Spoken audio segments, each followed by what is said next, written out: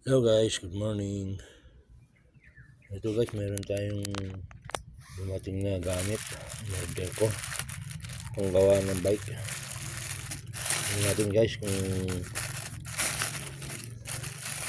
okay ito. Sakto naman ito guys dumating. Nagdala dito ng piyesa kagabi. Ito guys binaklas nila, ginawa nila pero hindi na nila mabuo, hindi na nila maayos. Ayusin natin yan guys.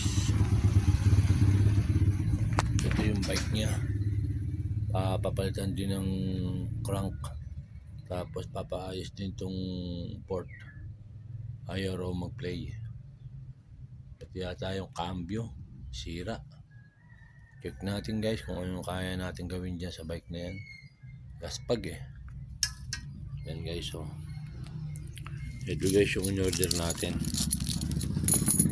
Yan. Ito guys,